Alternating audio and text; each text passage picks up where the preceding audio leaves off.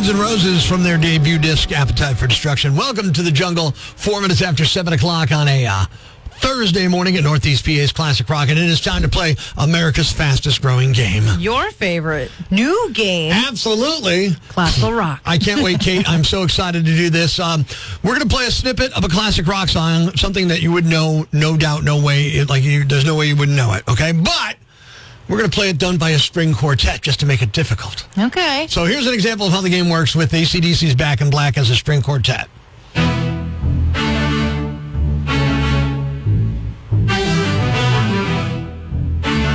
By the way, that's how Beethoven should have done it way back when. All right? That's classical music. The criticism is crazy. That's right. So here it is. Are you ready? Mm-hmm. Here's today's classical rock song for the Ben Folds tickets.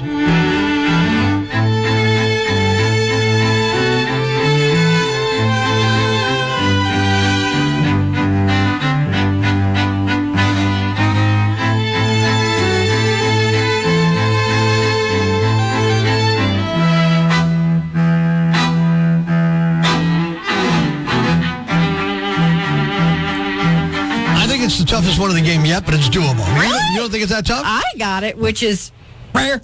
Yeah, very surprising. So what are we giving anybody who actually gets it? Tickets to see Ben Folds tonight at the FM Kirby Center. So get on the rock lines, 1-888-ROCK-107, 1-888-762-5107.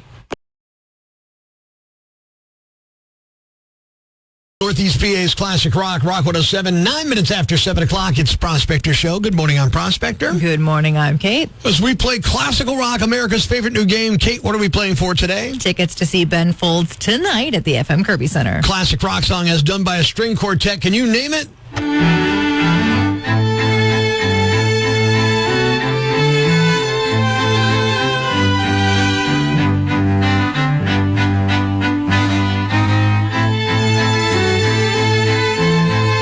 So your eyes lit up already, like you got it, right? I got it. Let's see if anybody else knows it. Going to the rock lines. You know today's classical rock song, Rock 107. Yeah, Young Lust by Pink Floyd. Yeah! What's your name? Yeah! Who are you? My name is Jerry. I'm singer. Congrats, Jerry. You're going to see Ben Folds tonight. You're a winner from Rock 107. Thanks, man. All right, we got more chances to play that game in the future. We don't know where. Yeah, in the future, we don't know what we're going to have, but we're going to play it. Because I love the game. It's just that simple. And I love Pink Floyd, Young Lust, the classical rock song, the way it should be heard on Rock 107. Does Pennsylvania have a budget yet? No, we don't. And at the rate this is going, it might not even be a Christmas present for us. This has been, Does Pennsylvania have a budget yet? If you're hoping to pluck a few peanut butter cups from your kids' Halloween haul, well, you got pretty good odds of finding some in there. Good morning, it's the Prospector Show on Rock 107. The sports betting site Action Network crunched the numbers to find the odds of each type of candy landing in your kid's Halloween bucket. And Kate, in at number one, the Reese's Peanut Butter Cup. A 67% chance of finding some of that. But according to the experts, your kid has a 4% chance of getting raisins on Halloween night, which is another way of saying there's a 4% chance you live near a monster. See what we mean with today's list of top 5 terrible things to give trick-or-treaters that are still not as terrible as raisins. Here we go. Number 5, expired medicine. Top 5 terrible things to give to trick-or-treaters that still aren't as terrible as raisins. Number 4, nail clippings. Number 3, a dead pet's ashes. Top 5 terrible things to give to trick-or-treaters that still aren't as terrible as raisins. Number 2, your uncle's shoe insole. And the number 1 terrible thing to give to trick-or-treaters that's still not as bad as raisins, Jared from Subway's phone number. There you have it. Side of Prospector on Rock 107. A northern Kentucky man's Halloween display could break a world record this year, and he uses it as a chance to raise money for a good cause. He lives in Cold Spring, just across the border from Cincinnati. His mom passed away 25 years ago, and she loved Halloween, so he always goes big with it. He started setting up in mid-August. He's hoping to set the record for most Halloween props in one display, and he always picks a charity to raise money for. This time, he's collecting donations for the Northern Kentucky Children's Advocacy Center. Thanks. We needed that. The brighter side of Prospector on Rock 107.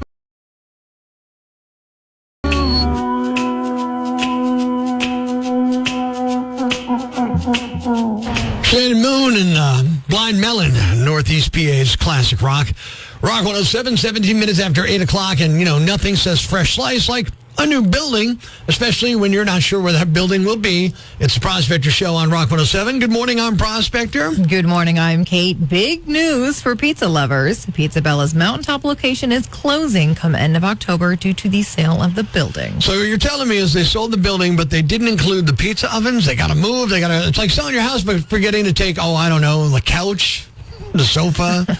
Exactly. The owners say they've been in that spot for 6 years, and now they're scrambling to secure a new storefront in the same area. 6 years is like an eternity when you're talking about pizza places, too. By year 6, people expect you to know their favorite toppings as soon as they walk in. They'll look at you and say, yeah, the usual. And then, now you got to find a new spot. They got to reintroduce themselves to you. You're going to have new customers. It's crazy. For now, no closing date beyond by month's end has been announced, and the owners promise updates as soon as they pin down a lease or purchase.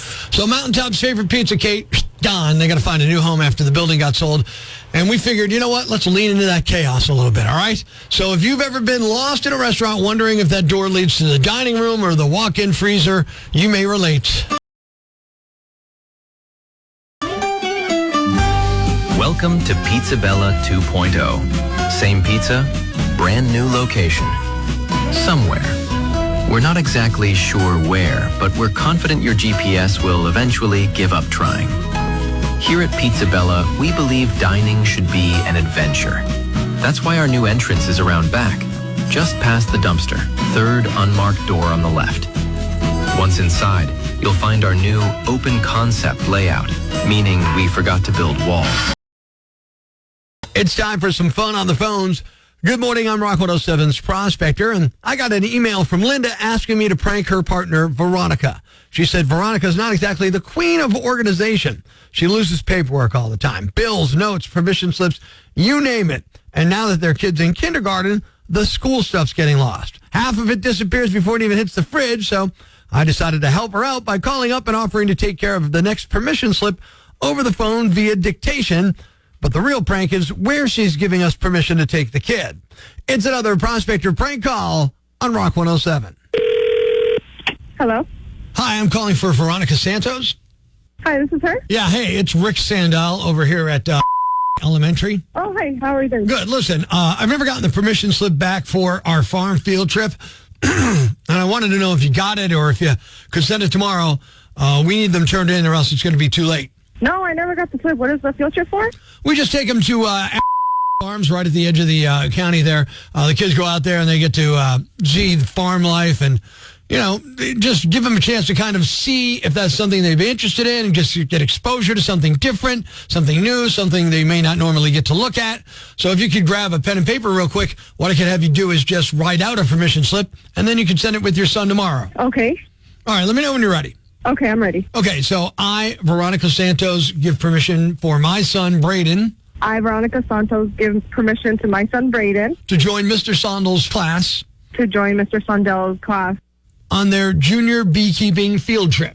On their junior beekeeping field trip. Yeah, and then you just sign and date that at the bottom, and you just send that with them tomorrow. Okay, but what is beekeeping? Oh, we're going to go have all kind of the kids gather together, and we're going to give them a beekeeping experience when they get to the farm. It's a farm where they harvest honey, and so... so they're going to be around bees? Yeah. Yeah, so they're junior. Get stung? No, they're not getting stung. No, that's not what we're going to do. They're going to go out and put their beekeeping outfits on with a little face mask. We're going to duct tape them all down, and then they're going to go out to get to the area there and harvest some honey. And they can each get assigned their own hive, and then they're going to get the experience of harvesting some honey and putting it's appropriate for kindergartners to be around bees like this? Well, I don't know what the problem is. They're kindergartners.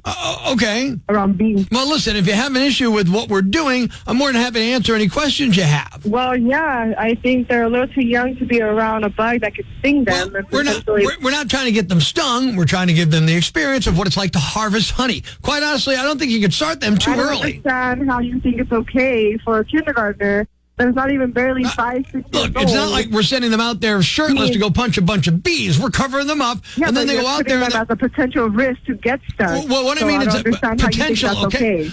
So your son Braden. So you're going to be being liable for kids being stung and potentially going to the hospital. Well, if they're not allergic. potentially going to the hospital don't know. if you're not a little snowflake. don't If they're know. tough enough, No. well, you never got stung by a bee. I mean, come on, you're still alive. Yeah, but you don't even know if they're allergic. Yeah, or right, not. you're You don't alive, even know you're if kids, fine. and you're not the parent, so you don't know. Well, yeah, but that's why we have the EpiPen, okay? We just take the EpiPen, jab it in the neck, and then poof, we get them good. They're Yeah, but good. they don't even know if they're allergic if they've never been stung before. How would you even know? Serious right now? No, I'm not, Veronica. It's not real. It's Prospector. It's a Prospector prank call. Oh, my God. You got to be kidding me right now. Yeah, you're on Rock 107. I'm kidding with you. There's no way I'd be taking your kid to a junior beekeeper. Oh, my God. I was so heated right now. Ladies and gentlemen, grab the kids, call your neighbors, and gather around the radio.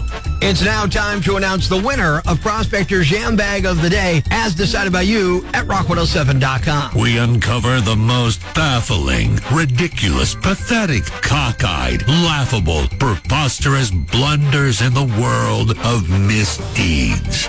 Nominee number 1. If we let stupid criminals off the hook, they won't learn. But this guy gets a pass because, well, this is hilarious. A man in Oregon named Peter Higginbottom had his 1996 Toyota Camry hot-wired and stolen last year. The 29-year-old car wasn't exactly the picture of health. It even had a bumper sticker on it that read, "The book value of my car is one Baja Blast." About a month later, the car and its thief turned up, and the vehicle was a mess. The insurance company declared it totaled and paid out $1,700. The thief was a woman named Charisse Walter, and she was charged with unauthorized use and possession of a stolen vehicle, both felonies, but Peter asked for the judge to drop the charges against her in exchange for a Mountain Dew Baja Blast to honor the bumper sticker. The judge eventually agreed and told the defendant, "You worked out a smoking hot agreement." Peter got his Baja Blast, but he didn't like it. He said, "I'm not a big soda guy, and it was a little citrusy." He's still fine with the deal, though. He said he just didn't want to see someone go to jail over this. Nominee number 2. This is proof that snitching starts at home. Last week in Tampa, Florida, a 33-year-old man named Aaron Spencer walked into the Truist Bank acting like he was packing heat and implying that he had a pistol in his waistband and demanded cash from the teller. No shots were fired, and he bolted on foot, stripping off his clothes in a nearby parking lot to shake any tails. Spencer's own mom rang up the 911 center, spilling the beans that her son had just hit the bank and that she was heading straight to the District 3 office to turn him in. Detectives tracked down the loot and nabbed Spencer, slapping him with charges of robbery with a firearm while wearing a mask. Turns out he was already out on bond from an April bank heist. And the winner is... The bank robber who was caught after his mom turned him in. You're the Yam Bag of the Day, and we'll move on to Friday's Yam Bag of the Week competition. Keep it here for all the nominees for Prospector's Yam Bag of the Week, Friday morning on Rock 107. Be sure to catch us live weekdays from 5:30 to 10 a.m. on Rock 107 or online at rock107.com or the Rock 107 app, a free download for your Android or iPhone. Subscribe to the podcast on Apple Podcasts, Google Podcasts, Spotify, Stitcher Radio, or wherever you get your podcasts so you never miss Prospector's Prime Cuts.